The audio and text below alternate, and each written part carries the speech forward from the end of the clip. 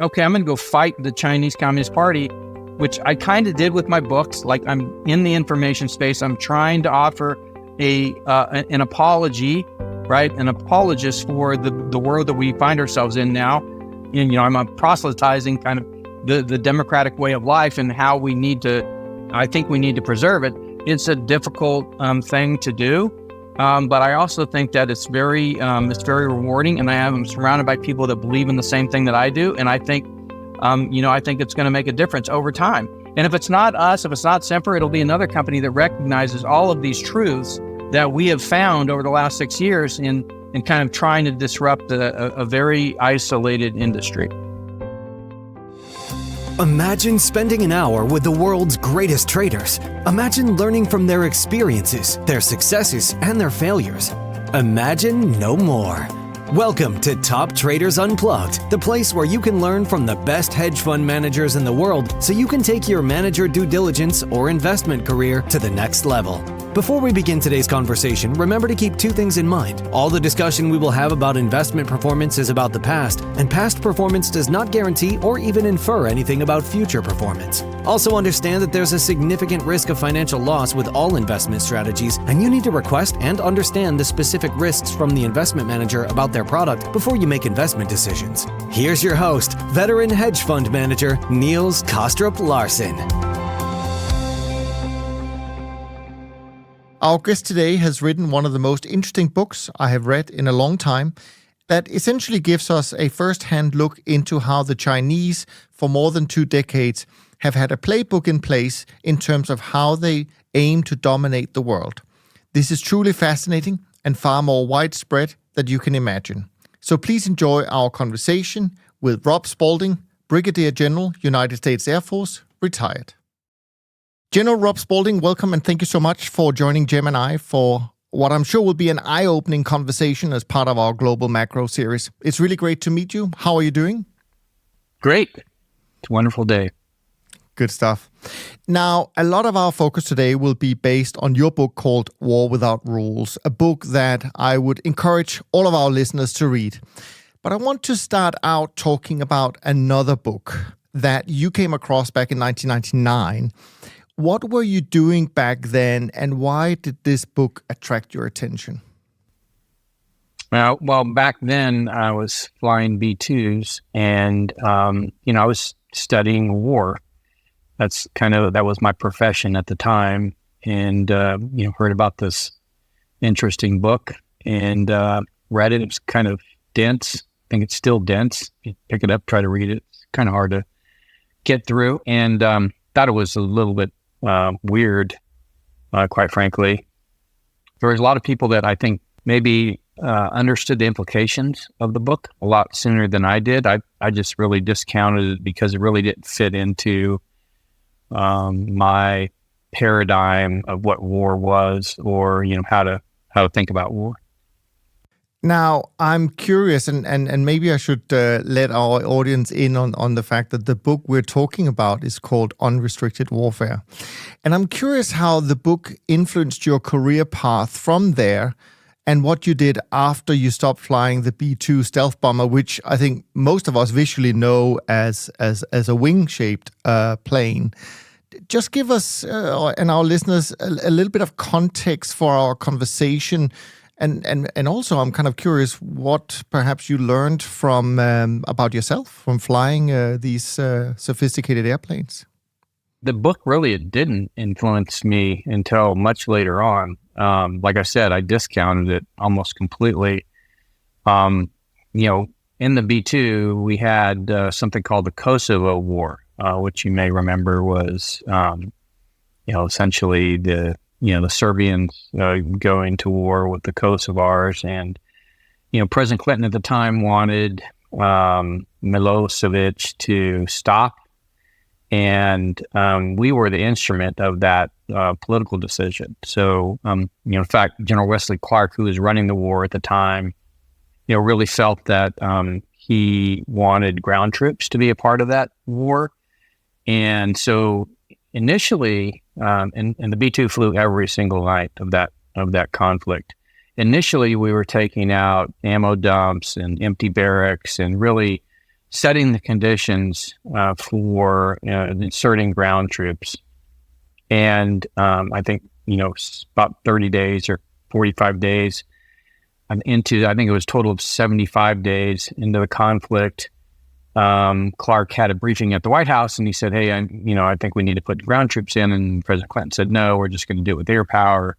And so then the war changed. And, I know the day it changed because I was coming in for a mission planning effort. I was on the night shift and come in and we got a new set of targets that were unlike anything that we had received before. And I said, ooh, this is going to change things. And it was things like, Milosevic's Dacha, various things that you could tell what we were going after was going to mean something to the elites in Serbia. And so soon thereafter, the war was over. And of course, Milosevic had gone to the International Court in The Hague. And so I think, one of the big things I learned when I got to Whiteman was that my concept of war was decidedly shaped by the aircraft I'd come from, which was the B-52. It was, how do you survive from IP, or initial point, to target, and strike the target and get home. And of course, I always thought about why are we striking this target? What is the importance to what are we trying to achieve? I think when I went to the B-2, it was much more an aircraft that was designed to be completely unobserved, and you worked really hard, in mission planning to make sure that was the case. And it required you thought differently about warfare, and so it shaped flying the B-2 shaped the way I thought about how you conducted a war. It really changed my perception of what was achievable using air power. And of course, really, I think the coming of age of that technology was the Kosovo War. It was the one where, Serbia had from day one all the way up to the end of the war, a pretty sophisticated integrated air defense system. We didn't really take it out. Of course, it didn't stop us from what we were doing, but it just showed that, the limits of that capability in terms of stopping air power. And then, of course, what you could do with air power in terms of convincing a sovereign nation to stop doing something that, the international order, or at least the ones that the United States had decided that it shouldn't do. And so that, when I think about war, I often think about the Kosovo War as being one that kind of encapsulates the way the West thinks about warfare. There's a political problem, you use the military, and there's a political outcome that's favorable to the victor. And I think it was in this context that, reading Unrestricted Warfare just did not make any sense to me. Yeah. I mean, it's interesting you mentioned the Kosovo War. I certainly remember it. I'm old enough for that. But also at a time now where, of course, we have, war again here in Europe. Now, before we get into some of the concerns that you write about, perhaps I should make something clear, at least what I got from the book. And you can correct me if I'm wrong here, but I got the impression that your criticism is not really pointed at the Chinese people, but it's specifically pointed at the leadership and the CCP. Is that correctly understood? Well, I mean, I would say partially. I would also say that the criticism is towards the West, not just the United States, but from a professional perspective. I mean, how is it that we can only have one concept of warfare, and it can almost be, what's the character? It's a caricature of what warfare is, because, when you look at that book and when you look at kind of what I was trying to say was war is a political act. And in many respects, we in the West have made war all about just war, from the application of force, but not the, what are we trying to get out of it? And I think in that respect, I think we've gone far astray from really understanding, in the same way that the Chinese Communist Party does and the People's Liberation Army, the use of warfare and when it's appropriate and when it's not appropriate. And I think we see examples of that all the time. But, the criticism was not just towards the Chinese Communist Party and the People's Liberation Army. It was also to the West for not really recognizing a completely different way to conceptualize warfare in the context of a modern, connected, global world. Yeah, no, absolutely. You're absolutely right. I appreciate you pointing that out. Now, you write in the introduction, just to set the scene for our audience, you write in the introduction of your book about unrestricted warfare, you say it is the single most important book for understanding the China of today. And you also write, the only rule in unrestricted warfare is that there are no rules. And that certainly becomes evident when you read it. Now, so I'd like to start out, there's so many places we could start, but I'd like to start out with kind of an area that I think was, maybe very much underrated back then, because it was published many years ago. I don't know if it was 1999. I think this is when you picked it up. And back then you would say that technology, yes, the internet had been invented, but technology was not necessarily what you would fear the most, I imagine. Yet, when you look back and you look at the world today, maybe that's actually what has been having the most impact, so to speak. But could you talk about initially about kind of what the two colonels back then, and I'm not going to try to pronounce their surnames, suggested to the Chinese leadership, and how this actually relates to the current debate about TikTok and perhaps other Chinese technology companies? Yeah, what's amazing about the book, they wrote it in 97. It got translated by the CIA in 99, and that's when I read it. But, I think I got on Google for the first time in 1998 or 9.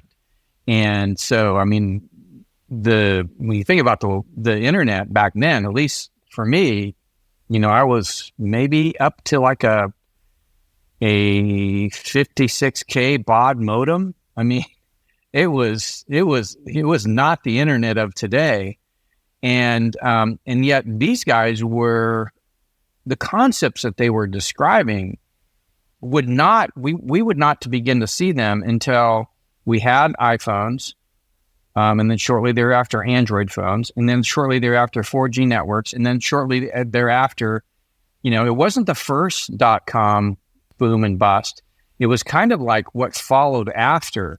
And it was really when Steve Jobs introduced the iPhone that I think we kind of really got into the beginnings of the world that they were articulating in the book. So iPhone doesn't come out till like late 2007. So they were a full decade ahead of the curve just in terms of visualizing where the world was going to go. And you think about it, you had people like Julio Duhet and Billy Mitchell talking about the airplane long before it became, what it became on the battlefield. And these guys were visionary, but I think in order to be visionary in the way that they were visionary about technology, you had to have the perspective that they did a war, which is, to quote Mao, war is politics with bloodshed. Politics is war without bloodshed. And to the People's Liberation Army and the Chinese Communist Party, the latter is really where their expertise lies. And so I think it shouldn't be lost on anyone that these two PLA lieutenant colonels who were fully versed in political warfare, because that's what they're taught, were able to grasp the implications of a fully globalized world where all the controls that had been put on separating economically, financially, academically, the kind of the Soviet Union and on all its satellites and proxies in various countries like China and the Western world, and how all those controls had been basically broken down by the end of the Cold War, and then how this fact and the introduction of the internet was going to transform the ability for political warfare to be as kind of globally effective as kind of the Western way of war, which is, using planes and ships and networks and stealth and precision weapons to, use force to achieve a political outcome. That the idea that politics itself could be globalized in a way that was maybe equally, if not more effective than warfare as a means for gaining advantage internationally. As I was preparing for our conversation today, I came across someone asked you in an email if you have heard about him, Matt Pottinger, I think his name is, and he also worked for one of the, I don't know what you call it, intelligence services, I guess, or in the White House. I don't remember his title right now. And he's also, like yourself, someone who speaks Chinese. And what he had picked up was that Xi Jinping had been very specific in recent times, talking about how they would use short-form video, i.e. TikTok, as part of their tactics to kind of win this global majority. I think initially when the debate about TikTok started, a lot of people thought about maybe the danger would be tracking, that they would know where we were going, et cetera, et cetera.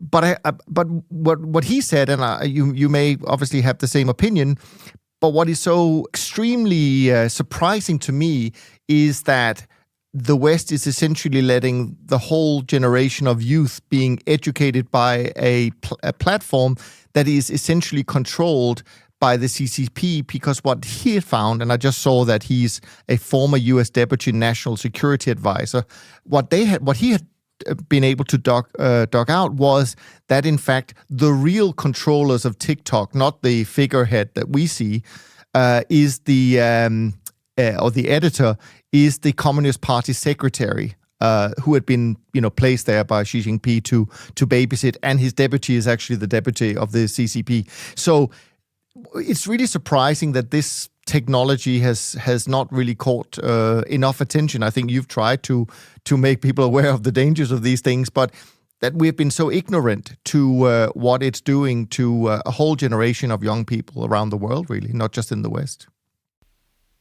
Yeah, I just think it's hard for people to conceptualize, particularly in the United States. Let's just look at the United States. One of the things that we frequently say was they have two large oceans, right? Two large oceans and two friendly borders. Essentially, it's a very hard target. And I think what these two PLA lieutenant colonels realize is that those two friendly borders and those two great oceans don't really mean a hill of beans when it comes to globalization and the internet. In fact, you can be, like we're across the world from each other, but we're here together right now in real time with these tools. And so I think what they recognize is it would basically shrink the world, and where military forces were required to deal with borders, the internet and globalization could just completely bypass that as a way for implementing sovereignty. And then further, social, cultural, political, economic norms within any given society, therefore, could be under the sway of tools that are meant to basically go across these borders. And I just think it's when we think about warfare now, we think about, okay, we need to get, planes and ships and tanks and go over there and do something, where in reality, what you have now is a platform, particularly if it's used correctly, that you can shape the world in the way that you want it to be shaped just through day-to-day activity. And this is what, so when the unrestricted warfare says, take things of every day and make them weapons, that's what they're talking about, being able to use the everyday to slowly change the social, political, cultural, and economic norms of a society so that they mirror the conditions that you want to see everywhere. After World War II, the United States went to work with its allies and partners. We had the industrial base. Europe had been destroyed. All our Asian allies, their industrial base been destroyed. We helped to rebuild those. But at the same time, we use that connective tissue to also build civil society around the norms that the United States thought would be most in its interest. And I think what has been so, I think, effective by the Chinese Communist Party is the ability to take that overarching system that was created and then slowly within the contours of that system begin to change the underlying social, cultural, and political and economic norms that underpin it, and thereby create a whole different world order that is far more enticing to your average youngster, because it's talking about how democracy or our democratic republic doesn't necessarily no longer looks after your interests in the way that, say, a Chinese Communist Party might look after your interests if you're in China, right? So where we had this very attractive system, now it's become very unattractive, and there's other systems become more attractive because it's meant to protect, promote the interests of the society, at least how it's portrayed, right, by platforms like TikTok. So I think you have to give credit to the Chinese Communist Party, not just strategically, but also technologically, in that they not only understood the tools but began to adapt them for their brand of warfare, and consequently, you have to basically criticize the West for not waking up to this reality. Before I turn it over to Jim, and I appreciate Jim for your patience, I just wanted to throw in a few questions here on technology before we turn to another topic. But people, Rob, people who listen to our conversation today, they might say to themselves, well, hang on, as far as they know, all these platforms were initially invented in Silicon Valley. TikTok is not that old. So are the West not using kind of the same tools, maybe in different ways? So what, how do you see, because I think it's fair to say that for example, during COVID, there were certain, how should I put it gently, restrictions put on what people could say and not say on the platforms of the West. So I don't know how to phrase it, but it just seems like either we are just the good guys and we're not doing anything bad with them, or we are maybe using them as a tool as well, even though, and I'm fully aware that there is this firewall whereby Western tools may not be able to reach the Chinese at least. No, I think, so the other thing that happened, while the world was kind of presenting these opportunities for warfare to change, at least in the way that the Chinese Communist Party and the People's Liberation Army saw as beneficial to their style of warfare. At the same time, those same kind of internal forces was destroying the kind of what I would call the decentralized fabric of knowledge in the West. And so where you had local newspapers and editors who were highly opinionated and then would take the media that came from, DC or where have you, and would filter it through their own kind of perspective for their own audiences, all of those news media kind of went away. They went bankrupt, they went broke, they went under. And media became consolidated in kind of a very highly corporatized structure, where now you've got 5 major corporations that own most of the media, at least for the United States. And so if I was an alien coming to the world, and then looking down on the population and say, okay, well, there's China and there's the United States, fundamentally from a messaging and narrative standpoint, I would say, okay, well, the two systems are similar, right? In the Chinese system, you have a single party that controls all the media, and then that gets distributed locally. That's how it works. United Front Work Group basically disseminates all the media, and that's what gets sent out by all the local channels. In the United States, it's just 5 major news organizations that are highly corporatized. By the way, they have very large investors in them, like companies like BlackRock, and but you also have the Chinese Communist Party invested in them, and then they send out their messages to local media, and that's what gets disseminated. So when you look at COVID, you're like, oh my gosh, and then this is what was happening. I was sitting back, I'm like, okay, well, we've converged, right? Because we're global now. and because the Chinese Communist Party is plugged into this corporate media system, basically we've got one system, and those narratives are pervasive in kind of the Chinese system and our system. And you have to realize, okay, not only did this really make this, these technologies and globalization make it very simple for the Chinese Communist Party to and the People's Liberation Army to really use this as a method of war.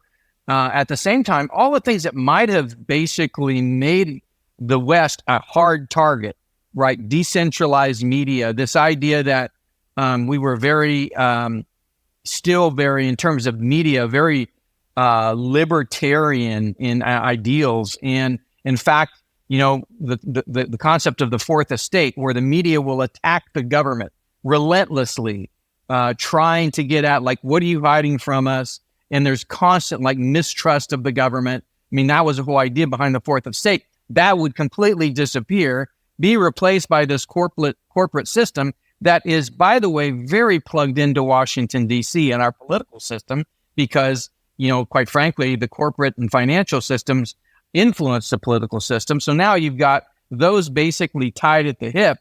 And then you have this new whole technological system where all these large tech companies represent 25% of the S&P 500 and are the most powerful companies in the world. And now, like I said, from an alien looking down, like, the two systems are the same, and they're basically, in many ways, the West created a media system that actually helped the Chinese Communist Party do their job. And now you can't even really rely on the media for anything resembling the truth, because they can't do it anymore. Now it's really about propaganda, like 24/7 propaganda. And the only way that you can find to get out from it is find those sources that are really doing, that are questioning everything. I think people make fun of Tucker Carlson because, he has these different views on UFOs. But I think the point he's trying to make is, okay, there's these things that I accepted as truth because I was being told them. Now I must question every single thing I'm told, because I don't know which of these are actually fake and which of them are real. And I think that's the right perspective to have. Like, you have to ceaselessly, even like on social media, you have to ceaselessly examine everything that you're told, because it can be literally coming out of left field in terms of who is supporting and what their motives are for what they're doing. So I think it's a really, really difficult world to kind of navigate. And certainly if you're just sitting there taking it all in and you're not, like, turned on to what's happening, you basically become one side or the other. Like, there is you're just like a fish, and you're following the stream. We use sheep, but I mean, you're more like a fish. You're just following, where the other fish are swimming. There's no thought. And to me, far more dangerous than the Chinese Communist Party, which hates the idea that an individual can have a point of view that has to be honored by the system, because you've kind of baked in the protection of those rights. You don't have to hate that. You just have to basically totally disregard the fact that, these rights were given to you, bequeathed upon you because by virtue of birth, and now you've just basically given them up because, somebody's told you, well, COVID's really dangerous. If you listen to us and do what we say, we'll keep you safe. So I think you're very right in that we, the people, have ourselves to blame, because we become a bunch of fish and we're swimming in one stream or the other. It's incredibly important to hear you talk about this, Rob, because obviously you have had access to information that none of us probably have had. So I really appreciate that. And the three of us talking today are probably all old enough to remember the world before all of this technology. And I have to say, it's very sad to see this evolution, and it's very sad to think about how our kids will have to deal with that. But as promised, I'm going to be quiet now because, Jim, you've been very patient. Thank you for that. That's the perfect. Just one other thing, I would call your attention to the speech made. I can't remember the guys that made it on Berkeley's campus, where he said you got to throw yourself against the gears of the system to make it stop. And you look at that speech, in the time that it was given, and you realize that the average Berkeley student basically now is, supporting the machine that the Berkeley students back then were saying they needed to be stopped. It's so crazy to see, like just that one campus, like how the students have changed from, actually questioning their government to, oh, the government's absolutely honest and truthful all the time, and I need to do everything they say. I mean, it's just crazy. I don't think there is a topic that is more important. I really don't. And I love the fact that we're at 30,000 feet. You said if you were an alien looking down, I mean, if you were in a B-2 bomber looking down, right? This is the big story. And I'm going to take it even further back. In 2 million years of human history, autocracy or power going to the top has always been the way of the world. And actually, I think you could say in 4 billion years of animal history, that is the natural state of affairs, unfortunately. But, we had an opportunity, 250 years ago to create a democracy and a attempt, right? And this really is an experiment to give individuals human rights and equality and liberty and all those wonderful words that we now often take for granted. But 250 years is a second in history. And this is so fragile, so rare, this experiment we have. We take it for granted. But autocracy, what you see in China, what you see in Russia, what you see all around the world, is actually the natural state of things. And I don't think it's the U.S. or the West broadly or people that are kind of, this is a decay, this is a entropy into what is the standard state of things. And our founding fathers here in the U.S. that wrote the Constitution knew that it would take work and that we would need crises to reinvigorate, to maintain the structures, the checks and balances that we have to maintain this, what is actually an artificial system, but incredibly powerful. So the question is, how do we, the West, compete on a level playing field against autocracy? Autocracy has more efficient decision-making in a world of technology, data centralization, automation, forced mechanization of human capital. It is able to optimize at the top level, at the country level. And the truth, in my opinion, is that you can't compete with those rules. You need to force a protection of human rights, of individual freedoms. And without that, you're not competing on the same playing field. It's not level. And those are ideals that we believe in. And if we believe in them, then we need to enforce those rules and play on a level playing field. We've allowed China for 40 plus years to compete on an unlevel playing field in many, many ways. And I think what we're beginning to do is stand up and try and enforce those and create a more level playing field. We have a ton of embedded advantages that are not related to autocracy or democracy, right? You mentioned the geographic benefits, but there are other benefits that are pretty clear. And so we have an upper hand, so we are still able, in my opinion, to preserve the blessings of liberty for ourselves and our posterity, right? But it's slipping away. And so, the question is, and again, this is much more, as you said, than warfare. It's politics, it's policy. And, the question is, what other things can we do at this point to invigorate the people to make them appreciate democracy? I think a crisis is good. I think getting to a point where conflict is here, as much as I am against war and the destruction, everything that came from it, without World War II, where would we be, right? I think there are things that, given a continuation down this entropy that we are on, the natural state of things is for democracy to descend into autocracy again. So I'd love to hear your thoughts on all that and love to hear what we can do as a people to reinstill the blessings of liberty. And are there ways to accomplish kind of the preservation of human rights and freedom and democracy without war at this point? Yeah, so there's a lot of tools, quite frankly, that we have stopped using in the West, which have allowed this entropy to occur, and they're ones that we realized are needed to be unveiled at certain times in our history that you talked about. One of them is antitrust, and I think we have basically stopped using antitrust as a tool to basically break up the consolidation of economic power. And so, and specifically here, I'm talking about the tech companies, but also I would be talking about media.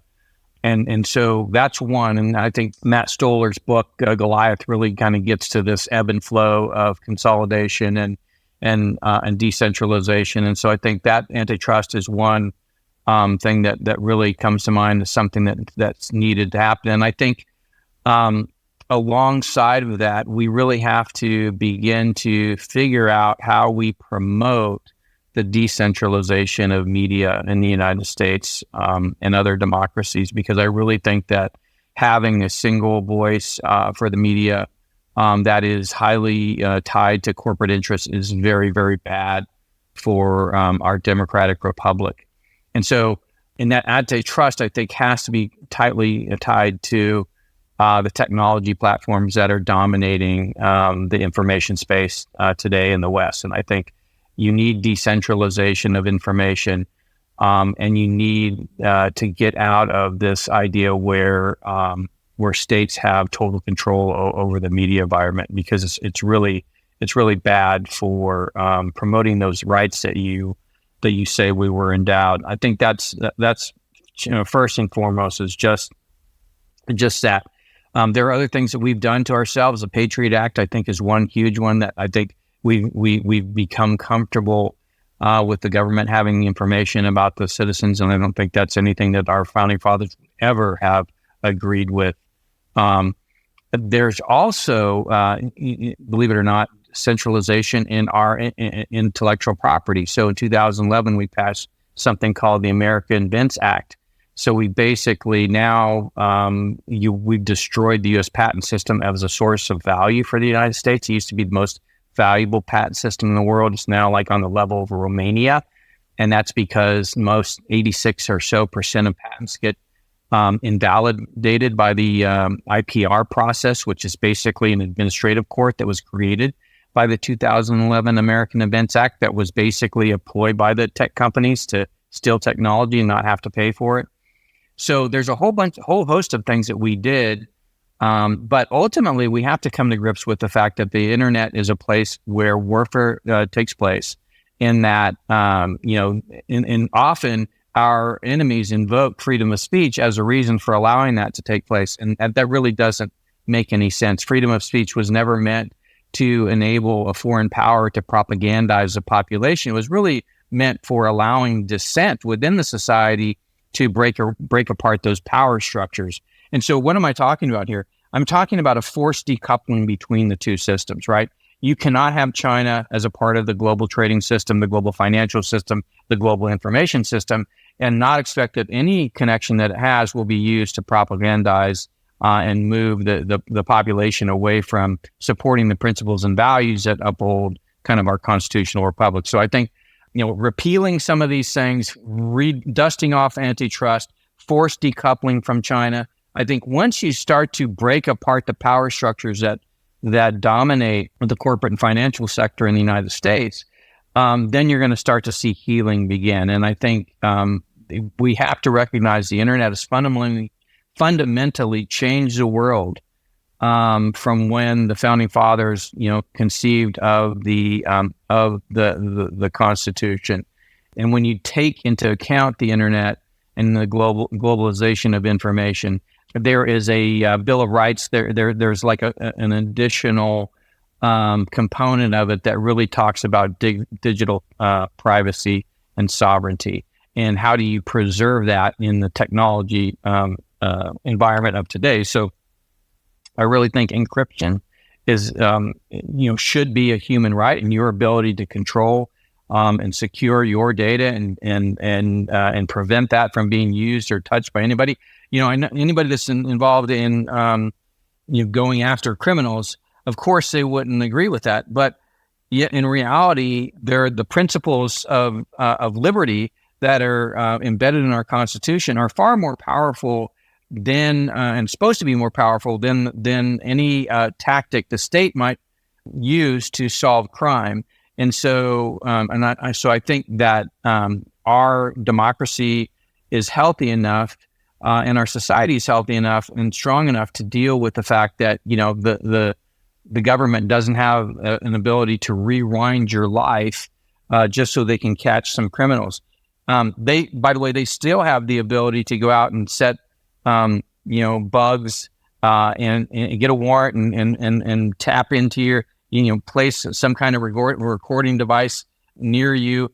That's still available to them. You don't need to also give them access to all the digital information that's out there and collected about you, just so that at some point you break the law, they can go back and catch you really easy. That's China.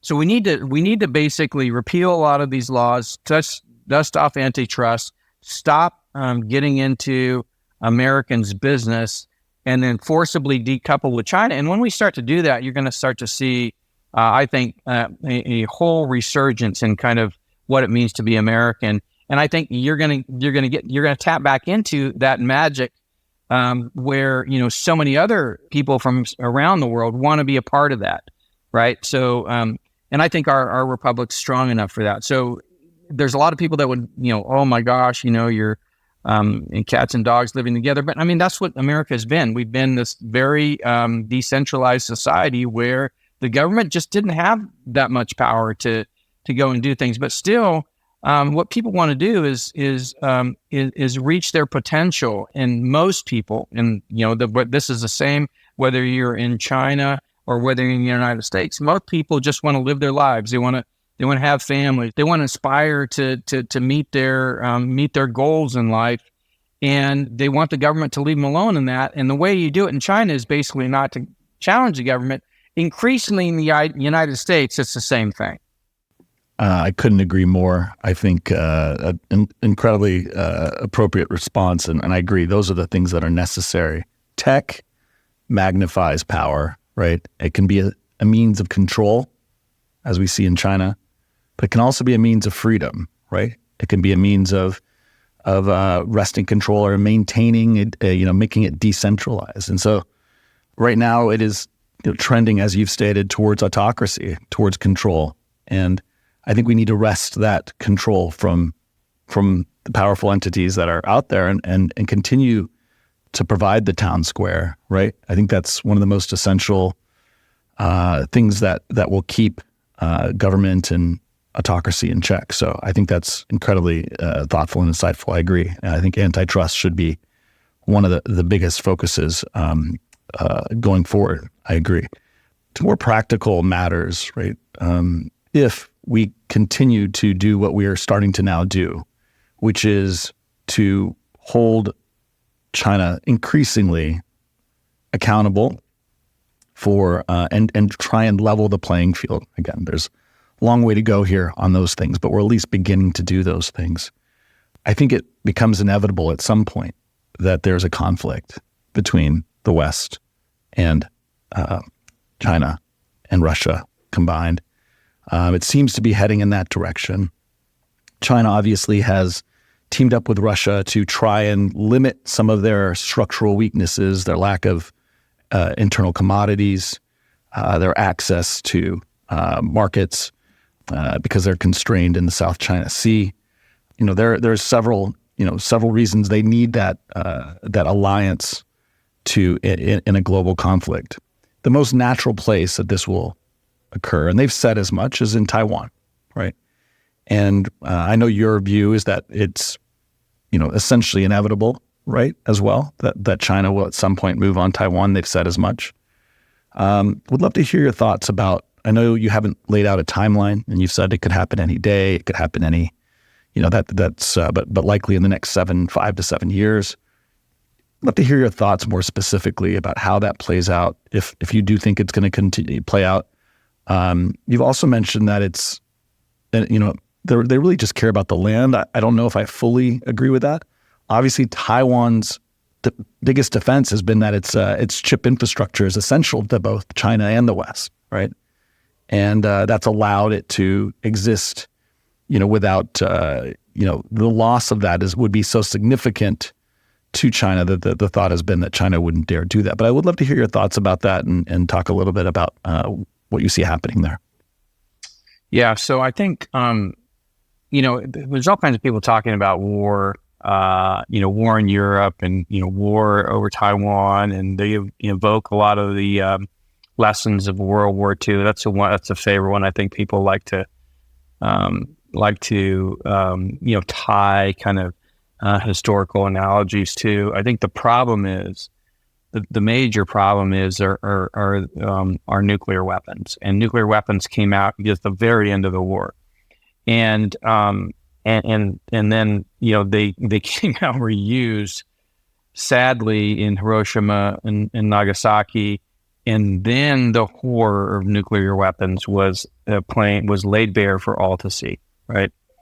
And I think in that horror, I think it galvanized people on, kind of the democratic side of politics and then the authoritarian side of politics that, both systems are going to be destroyed if we allow this to go to its natural conclusions, which is where World War II went, right? It went to total war. So I think one of the additional things that I think that have happened with the rise of technology in the way it's arisen, it was also kind of the end of the Cold War. And so the end of the Cold War brought forth this, new style of warfare that was totally unopposed and totally high tech and totally dominated by the United States. And I think that contributes to kind of our problem here, in that fear, that palpable fear that came out of the aftermath of Hiroshima and Nagasaki is gone. And now you have politicians, I fear they're politicians both in the authoritarian systems and the democratic systems saying, nuclear war, if that's where we got to go, that's where we got to go. And, that was my profession for 30 years. And I'm like, okay, those weapons are still there, and they're not just, they're not bad. They're not Hiroshima and Nagasaki bad. They're 10 times, 100 times Hiroshima and Nagasaki bad. And the fact that you guys are talking about them like they are no problem just indicates that there's no real thinking going on here. So I think the one thing that nuclear weapons brought to humanity, that I think was something that I think was it's a very, very important concept, okay? And that is this idea of something called a Cold War, right? Why is it cold? Because we're not shooting each other. And somehow we've gotten into this idea that we can have a hot war that stays on this side of the nuclear line, just conventional, and never strays into the nuclear. And everything we know about war is that it progresses, right? And it progresses, as passions are inflamed. And so I still believe that nuclear weapons are absolutely material to the national security landscape. They're used to basically establish a red line that you articulate very clearly to your adversary that is not to be crossed. They're meant for preserving the system in place without without having the fear of military force being used to overthrow that system. Okay, and so it moves war into a completely different area in space, and that's the area that we've been talking about up to now. Right? It's out of the military; it's in the more of the politics. The Maoist idea of people's war, or politics is war without bloodshed. You don't go into bloodshed, because then you're talking about the end of the world, the end of civilization, the end of certainly China's system and Russia's system and America's system. And so where it takes us back to this place where I think is the right place for us to seek out, and that is the Cold War. And if we're in a Cold War, then we can establish that we are already at war with China and Russia and North Korea and Iran. It's a war of ideas. And right now, it appears that those nations are winning, right? They're winning the war of ideas. And if it's a Cold War and it's a war of ideas, that really lends itself to centralized authorities because they can muster all the resources of the state and use these new tools of globalization and the internet to begin to fight that war. And that's what they've been doing very effectively. It's much harder for the West to fight that because we don't have centralized systems and we don't want them. And so you almost have to basically say, okay, we recognize that we can't go to war because we never want cold to become hot when nuclear weapons are involved. But because in this type of war, ideological war, and with technology and globalization, these systems have, because they're centralized, have the predominance of power. We have to separate them too, right? So that our population can't be exposed to that. So we just have to basically take them out of the question and then let those two systems compete on the basis of social, political, cultural, and economic factors.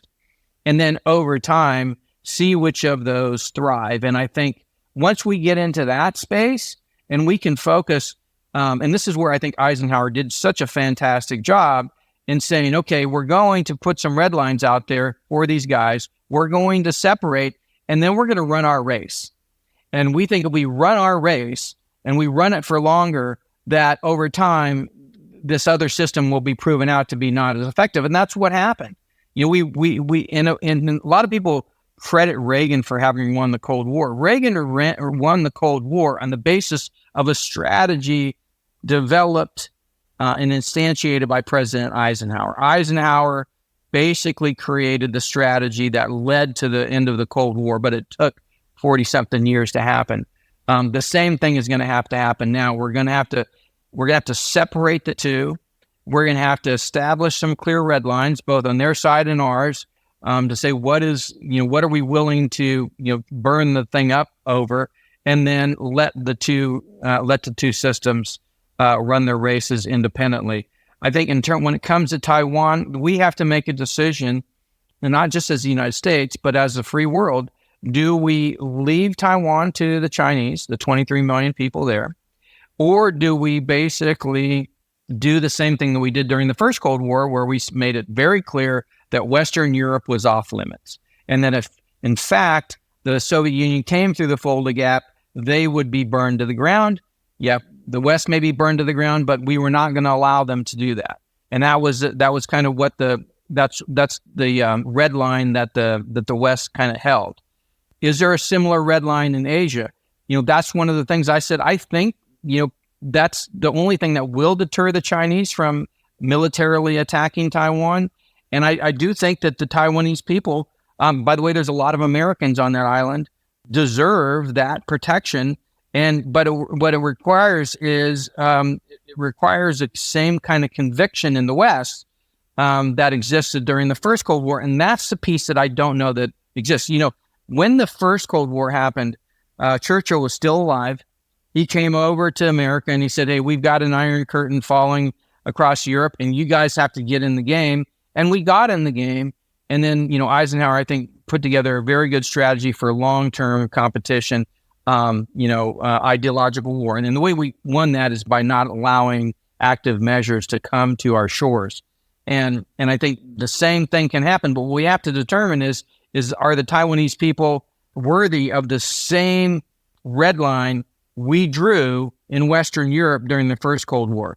I think they are, but ultimately it's going to be for democratically elected officials to come up with the policies and then have the systems basically make up their mind. Because to me that's the only thing that's going to stop Taiwan from falling into China's hands. Unfortunately, the U.S., because we are isolated on the other side of the world, and people are comfortable, I guess I would say, right? We have historically not acted at the beginning, but acted only when it was essential. And unfortunately, that's the most likely outcome here. But you could argue that that's not optimal, right? That we were forced to deal with a much bigger, worse war in World War II because of that. And I agree, there needs to be a red line because this will just become harder and worse. And you don't stand up in Crimea, so what happens next, right? These are the same type of things that will happen, in my opinion, in China.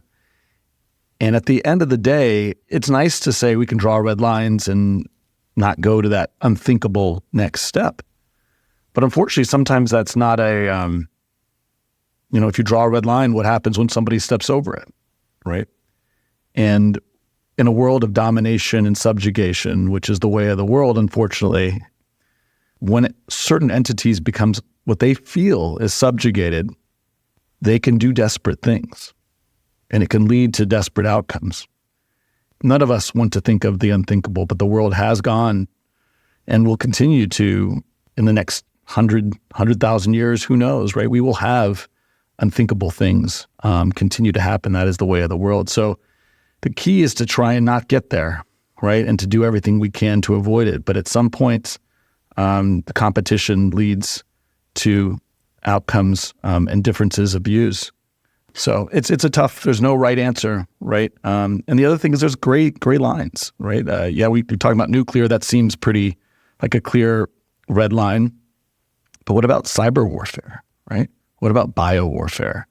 What about, the ability to essentially take, you can take technology and take a whole country off the grid for years. Those might be worse in terms of life loss and than even nuclear. And so, the question is, where are those red lines? And I think the next war is going to be, yes, I agree, we're already in one, but how hot does can a Cold War get? What is hot? What is cold? I think those lines will be very much tested. Yeah, I think the Chinese were right in one thing, and that is, in a world that you just described, you need to be far more insistent on the defense, right? Understanding, making your society resilient and secure is very, very important. I think that's what the Chinese have done. I think the West is kind of like it's given up all of these things like digital infrastructure, like the power grid. They've all been privatized, and there's no requirement of those private organizations to build that to be resilient and secure. And I think that's one of the things that I saw when I was at the White House is like, if you don't make your systems resilient and secure, an EMP, a cyber attack can take you offline, and that can be just as devastating, but not really be, it might not even be attributable. And then where are you? And so I think, we have, because of money, because of, it's an inexpensive way to do things, we've highly centralized our infrastructure when it comes to power and when it comes to communications. And highly centralized means highly vulnerable. We know that every single time. And so I think that's one of the things, the reasons that I got out of the military is because I wanted to focus on, at least in the communication side, decentralizing it. But absolutely, we need to be focused on the defense in that scenario. Yeah, I completely agree. I mean, at the end of the day, there's the Western system of democracy was purposely created to make it difficult to pass laws because they didn't want the absolute power corrupting absolutely, right? That was the checks and balances to keep the system in place, and it's broadly worked. The problem is, without a crisis, right, nothing gets resolved. Like, you need unanimity, you need crisis here in the U.S. And the great irony is we created, a Federal Reserve and system to try and smooth the business cycle and avoid crisis. Part of why we're here is because we haven't had crisis. And we haven't had crisis because we didn't want it. So we've tried to eliminate the burning of the underbrush, and the cost is a forest fire. And so I think that's one of the biggest things that people don't realize. We created the founding fathers of the U.S. would be turning in their graves if they knew we created the Federal Reserve, right? That we created something that was essentially out of the checks and balances of the system because ironically, it smoothed the business cycle and avoided crisis, and now has built up a massive set of pressures and again, a these structures of liberty are in entropy as a function of it. So, quite ironically, like a crisis is probably the thing we exactly need to fix things. Yeah, in fact, it's funny because I think I actually tweeted something to actually now you call it X, something to the exact same thought, which is if we survive, it's going to be because we've gone through some trials and tribulations and actually came out the other side and survived. We can't continue like this. We become, intellectually lazy and morally bankrupt. Yeah, completely agree. And so the great irony here is if we try to not engage or to avoid conflict, in all its forms, I think eventually the fire will be too big, and nobody wants to be, arguing for crisis, right? Or war or anything of the sort. But unfortunately, I think without it, we are heading towards a very bad place. Jim, I'm just going to jump in here because we've already been going for an hour, and I want to allow a little bit of time at the end also to Rob to talk a little bit about some of the things he's working on right now. But of course, what you two have just been talking about, and what you just mentioned there, Jim, obviously is very much in line with, and I don't know if you're familiar with the book, The Fourth Turning, Rob, but where essentially every fourth turning is a crisis, and I think we're in the middle of one. Before I ask you a little bit, because I think the audience will be interested in what you're working on right now, but there are so many crises we could have talked about. We talked about technology. You and Jim have been going back and forth in terms of hot war, cold war. There's a drug war that you write about that people may not really be aware of. The fact that China seemed to be the ones fueling the deadly fentanyl drug crisis in the US and maybe in other places. We had a health war, potentially war with COVID. We have financial terrorisms. We have trade wars. We have climate wars. There's so many of them. And we even have, as you, I think, alluded to, an economic system where a lot of the Western capital actually funds Chinese companies to compete and basically take out our own companies and all of that good stuff. What I'm trying to ask you here is two things. One is, if there's one of those many types of war or conflict that you've written about that worries you more than another one. And with regards to the economic war, if we call it that, I want to just play devil's advocate for a second, because I listened to one of our previous guests on the show, a gentleman called Louis Vincent Garve, who has offices in China, knows the system very well. And so there may, of course, be some biases in that.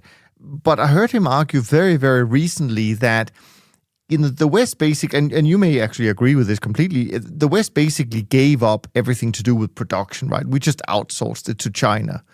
And they just became very good at it. And they educated lots more engineers and so on and so forth. So in his view, I mean, is it the fault of China that they just did what we didn't want to do and became very, very good at it? So, I mean, there's obviously different angles to look at all of these things. But back to my main question is just, if there's any of these topics in this war without rules, so to speak, that you've written so eloquently about, that concerns you more than other, and I'd love to hear about what you're doing on the data protection side. Yeah, so let's attack the argument that China's so much better at things. No, they're not. They just they don't play by the same rules. So they're 75% of the country is state-owned enterprise. They're far less efficient than a private sector company operating in a true free trade environment. So they're insulated from a lot of the challenges, and they it's whether it's funding or whether it's taxes or whether it's resources for production. You can do chapter and verse on how the state-owned enterprise system within China is less efficient, but still able to do what it does because China doesn't play by the rules. That being said, it is absolutely true that we gave them our means of production. That was probably the stupidest thing that we could have done, but yes, we did that. So I totally agree with that sentiment. In terms of what I think is the most damaging and the most dangerous is just information. The ability to manipulate information in the way that the digital space has enabled. And I think providing protection from that is something that we need to do.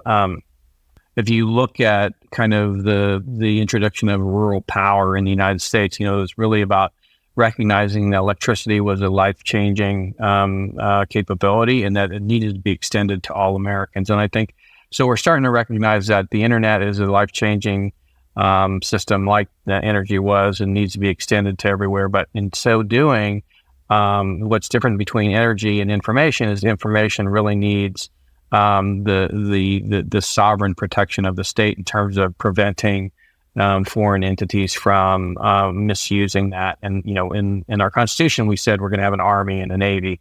Well, something similar needs to occur in the digital space to protect our population from being propagandized. So to that end, when, as I start to look at the changing nature of warfare, and I looked at myself, as a uniform member of the U.S. military, recognizing, okay, well, we've been outflanked, just like the Germans outflanked the French, by going around the Maginot Line. We've been outflanked by, our adversaries coming directly at our homes, our children, our communities. And it would be much better for me to be outside of that system, that uniform system, and spread the word, number one. But number two, begin to work on what I think is a huge technology problem, and that is how unresilient and unsecure our digital infrastructure is, and can we do something about it? And so for us, our company Semper, we spent about a year just looking at infrastructure, and like I said, it's highly centralized. How do you create decentralized infrastructure using innovation and technology, and that's what we set about to do. And I think and the reason I felt that was a worthwhile endeavor and worth my time to invest in is because I believed in the American dream. I believe in the American spirit, and I believe really if you're gonna harness that, it has to happen in the private sector where individual initiative is leading to an opportunity that other people see and can get behind. So it's not just about protecting our way of life. It's also about, exploiting and taking advantage of the capitalist system that allows you to make money while you're doing it. And that's the only way to get people, I think, in our system motivated around something, is to show them a way that they can make money at doing it. And so I think, for me, going after this problem of resiliency and security was the way to do it. And along the way, we've just learned some incredible things that I think people, that are smart about technology may have known, but because business is the way it is, and it hasn't been implemented. And I'll just give you one example. In trying to figure out how you decentralize infrastructure, one of the challenges today in communications is, just like in America, we had a couple of OEMs. Huawei was very, very starting to grow dominant in the space, but then you have Ericsson, you have Nokia, and in some respects Samsung, but Samsung's kind of a very small player. So predominantly it's Ericsson, the biggest, and Nokia kind of a distant second, and then we've basically made it illegal for Huawei to participate. So they got two OEMs, and you've got three, some would say four major carriers, but the fourth dish, they're not really there yet as a really usable network. So you have three carriers, two OEMs, and you have this very, very isolated, economic sphere of influence, if you will, or environment where these three carriers and two OEMs kind of set the conditions. And so the way that the OEMs sell to the carriers is OEMs make their equipment such that it's not like a Windows computer or a Wi-Fi router you buy on Amazon. It's actually incredibly complex. And sometimes it's so complex that not even their own engineers know how to configure their equipment. So certainly the carriers could not build their networks and operate and maintain and upgrade their networks without the support of the OEM. So a lot of their profit comes from services in support of running that network, building operating, maintaining that network.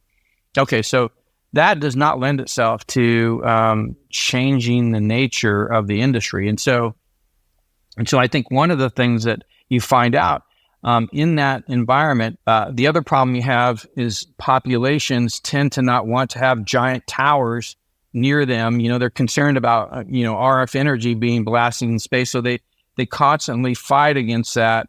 And so yet they want connectivity. And so there's pressure for building the towers. There's pressure for not building the towers. What does that mean? That means permitting takes forever. So by the time you're done, you've got this very complicated, complex network that took forever to build a tower to put your radios on. And so because of that, now we want to pump as much power out of that location as possible. 50,000 watts of power for kind of a typical macro tower that you see along the road. Well, it just so happens that as you increase that power of the radio, you increase it 10 times, the range only goes out 3 times. So what that means is in your networks today, you're pumping out far more heat than you are radio energy, right? So what does that mean? You're basically wasting a lot of it in heating in the environment. And so I think one of the things that we realize is simple, smaller, faster could be more resilient, more secure, but also could be more energy efficient. Now, how do you get around those problems of the complexity of deploying infrastructure? Well, you use software to do that. You use automation, something that we've done in things like the smartphones, but we haven't done on the infrastructure side. So we spent a lot of time on the software to automate everything. But then you have this other problem where how do I get permits to deploy infrastructure? Well, it turns out that if you're not obtrusive and you're kind of lower power, well, then you have all the permitting you need in the world because you don't need a permit because you can deploy in real estate, right? So you can deploy in somebody's structure, building, whatever, tower, water tower, you name it. And if it's small enough, it's light enough, and it's low power enough, you can do this pretty quickly. In fact, quicker and cheaper than just about anybody else. So you start to get into these dynamics that the industry is not really built around. Right now, it's really big, heavy, billion-dollar contracts, pumping a lot of power out. That is not what Semper is. Semper is about really light, efficient, fast, and low cost. And if we can do that, and we think that not only will we be able to get to those places that the industry is completely left behind because the economics aren't there, but also our infrastructure is going to survive. The one thing that you see in flooding is that the rooftops typically make it through the flood. Well, our intent is to have our entire infrastructure powered and operated on a single rooftop, single solar power operating a single node that gives you the communications and computing that provides you the connectivity that allows you to call first responders to come and help. And when you have satellite as a backhaul medium, you have the ability to connect all these things. So that's a very decentralized architecture. It's the same kind of vision for a smartphone that I think Apple had, but we're just taking that device strategy and put it on the infrastructure side and said, okay, rather than dividing all these things, let's put them all together. A computer, like the cloud, a network like a cell network, and then a satellite gateway. Let's smash them together. Let's make them hard. Let's make them survivable for EMP. By the way, your phone survives in EMP and operates through it just fine, but the equipment on the top of a cell tower doesn't. So let's make it EMP hard. Let's make it tamper-proof so if somebody tries to get into it, they can't get the data. Let's make it operate at extreme temperatures like cellular equipment can. And then let's make that, almost autonomous and self-healing and all the things that you need for equipment that is out on the battlefield.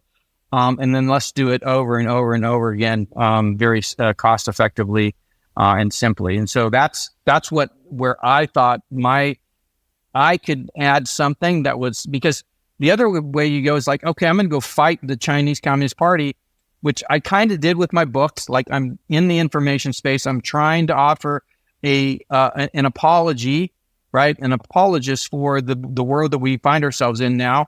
And, I'm proselytizing kind of the democratic way of life and how I think we need to preserve it. But I really thought that I can get into technology and make a difference. And that's why I focused on what I did. And it's a difficult thing to do. But I also think that it's very rewarding, and I'm surrounded by people that believe in the same thing that I do. And I think, I think it's going to make a difference over time. And if it's not us, if it's not Semper, it'll be another company that recognizes all of these truths that we have found over the last 6 years in kind of trying to disrupt a very isolated industry. This was great and good to know that there are people working on solving some of these challenges. And I did not know about the enormous amount of heat that you just mentioned. And I wonder, and I'm not joking. I mean, we all think that global warming comes from one place, but the fact that we're putting up all these towers and we feel it's getting warmer, maybe there is something to look into there. We will link to all of these things. General Rob Spalding, this has been an incredible conversation. So many unique insights into how the CCP plans to dominate the world and some of the shortcomings in our own system as well. So let me just say that you should definitely make sure you go and subscribe to Rob's work, and also get a copy of his current book, War Without Rules, but also his first book, Stealth Wars. And you can, of course, find all the links in the show notes of today's episode. And as you can tell from this conversation, we are truly living in a global macro-driven world, and it is perhaps more important than ever before to stay well informed. From Jem and me, thank you so much for listening. We look forward to being back with you as we continue our Global Macro series. And in the meantime, take care of yourself and take care of each other. Thanks for listening to Top Traders Unplugged. If you feel you learned something of value from today's episode, the best way to stay updated is to go on over to iTunes and subscribe to the show so that you'll be sure to get all the new episodes as they're released. We have some amazing guests lined up for you, and to ensure our show continues to grow, please leave us an honest rating and review in iTunes. It only takes a minute, and it's the best way to show us you love the podcast. We'll see you next time on Top Traders Unplugged.